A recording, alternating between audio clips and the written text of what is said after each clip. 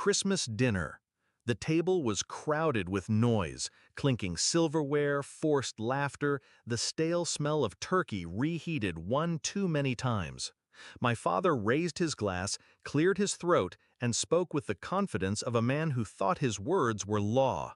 "You're not getting any inheritance, Sarah," he said, his eyes boring into mine. "Your brothers deserve it. They stayed. They built families. You chose your own path." I felt every eye turn. My brother smirked, wives smothering laughter behind napkins. I kept chewing, my fork steady, my face calm. I had prepared for this moment for years. I didn't flinch. I didn't argue. I just nodded, swallowed, and passed the gravy bowl to the brother who once stole my college fund to buy his first car. That's when the gasp cut the air. My nephew, too young to understand discretion, blurted out the words that froze the room. "Aunt Sarah is on Forbes' billionaire list." Silence. Thick, suffocating silence. Forks hovered midair. Faces drained pale. Eyes darted between me and the glowing screen of his phone. I didn't say a word. I just smiled, faint and controlled, as if I had been waiting for this exact moment to arrive. Backstory. It hadn't always been like this. When my mother was alive, she treated me as her equal, encouraged me, pushed me to dream bigger than this small town could contain. My father, though, always saw me as less. A daughter wasn't an heir. A daughter was disposable.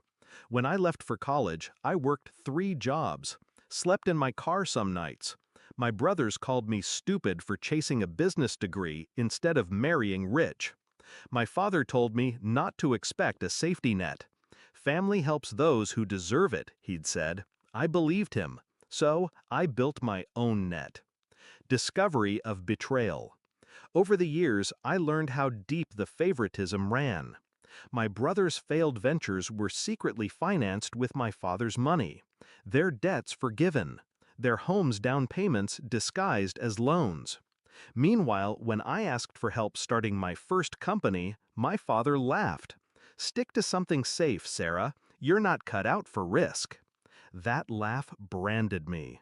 It burned hot in my chest every time I stayed up coding, every time I pitched to investors who slammed doors in my face.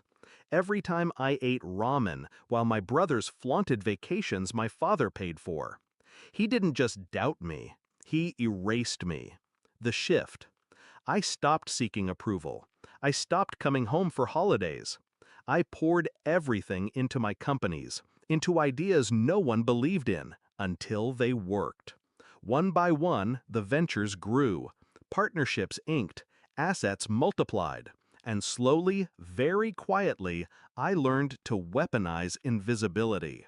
The less they expected from me, the more dangerous I became. The execution. I built a network they could never comprehend.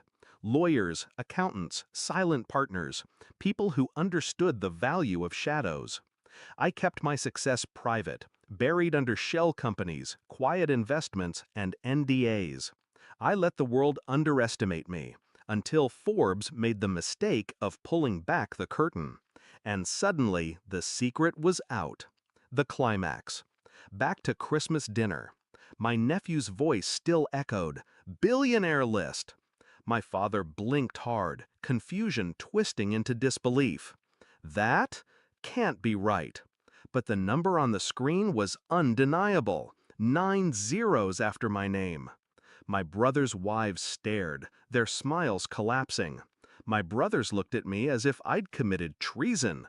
My father's lips quivered, his fork clattering onto the plate. I leaned back in my chair, folded my hands, and finally spoke. "You're right, Dad. I don't need the inheritance. Keep it. They'll need it more than I ever will." The words slid out smooth, sharp enough to cut. His jaw tightened. Rage, pride, regret, an ugly cocktail he couldn't swallow. For decades, he'd held power by dangling his approval, his money, like crumbs. And in one sentence, I'd burned his leash to ash. He opened his mouth to retort, but no sound came. He looked small, shrinking before the very daughter he dismissed. Resolution. The rest of dinner was quiet. No more smug remarks, no more laughter, just silence, punctured only by the clinking of my fork as I finished my plate. I didn't stay for dessert. I stood, thanked them for the meal, and walked out into the cold night air. Behind me, I heard my brothers whispering, already calculating, already desperate. My father sat motionless, a king who realized too late that his crown meant nothing outside his crumbling kingdom. I didn't need revenge served hot or loud.